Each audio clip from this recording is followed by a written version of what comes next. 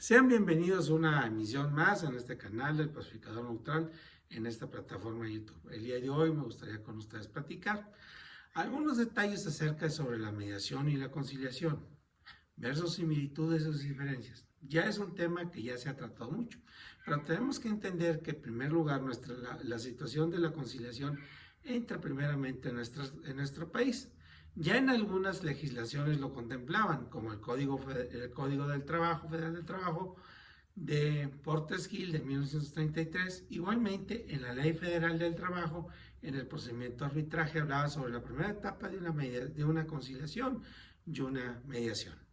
Luego, a partir de la administración del licenciado López Portillo, cuando era presidente de la República, se promulga la Ley Federal del Consumidor, en la cual se incluye la figura de la conciliación. En esa ocasión, pues no se conocía mucho sobre los mecanismos alternativos, pero se tenía algunas nociones que eran procedimientos imparciales, eran procedimientos voluntarios, eran procedimientos neutrales. Igualmente faltaba mucho tratar la cuestión de la confidencialidad, los cuales hay que puntualizar que esos trámites o esos procedimientos que se contemplaban en las leyes que cité, como en algunas otras, no les daban la debida importancia. Hasta que en 1994 México firma el primer Tratado de Libre Comercio con los Estados Unidos y Canadá, se le empieza a dar un auge en los años 90 y empieza a tomarse ya la preparación y la implementación de los mecanismos medios alternos en los cuales empezaron a ser más profesionales y se empieza a marcar ya que ambos son procedimientos, tanto la mediación como la conciliación, son procedimientos colaborativos, voluntarios, son flexibles, en donde se va a actuar con una imparcialidad,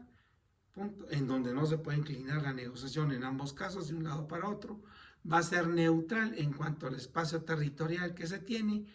en el sentido que ambas partes llegan posiblemente en igualdad de circunstancias, que pueden presentar un ahorro de tiempo en la materia económica, que pueden ser gratuitos o pueden tener un costo conforme sea un conciliador, un mediador privado o público, y de igualmente vamos a obtener que son confidenciales. Pero bueno, de este sentido partimos de la mediación. La mediación inicia igualmente con el Tratado de Libre Comercio y se empieza a implementar en algunos estados ya de la República,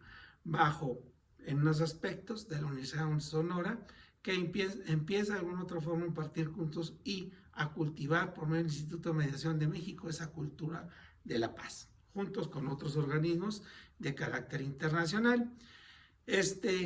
hacen ese trabajo. Vemos que la mediación, como nos lo han enseñado y lo hemos practicado, es un procedimiento en donde el facilitador viene a ser un operador de un sistema, viene a ser un pacificador neutral, en donde va a ayudar a ambas partes en contienda a poderlos escuchar a ambos, a poder transmitir esa comunicación a través del parafraseo y poder identificar conforme el tipo de conflicto, que puede ser muchas veces la situación de una necesidad no satisfecha o un interés, igualmente separar las situaciones de esas posiciones para poderlos entrar en intereses y necesidades, en donde él simplemente a base de una serie de preguntas va entablando esa comunicación, una comunicación donde vamos a empezar de una comunicación constructiva, de un diálogo constructivo, no violento, para que las personas puedan identificar esas áreas de oportunidad. En ningún momento el mediador va a llegar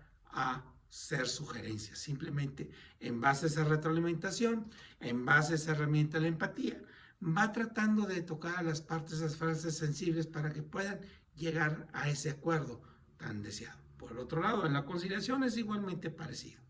Pero en la conciliación, igualmente que en las diferentes etapas como se lleva en la mediación, tiene una situación, una ligera diferencia. En la mediación, en la conciliación, el conciliador puede hacer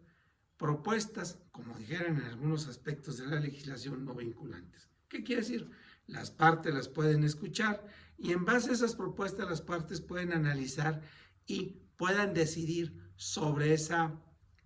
cuestión de cómo van a resolver el conflicto.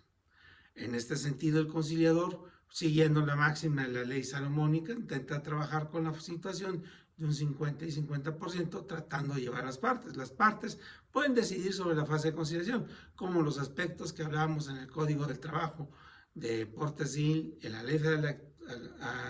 actualmente la ley del trabajo, antes de la reforma laboral, antes de la reforma del proceso laboral que se hiciera, y como la cuestión de la Profeco. Actualmente esto ya ha quedado de alguna otra forma ya superado, porque ya se trata más de una profesionalización.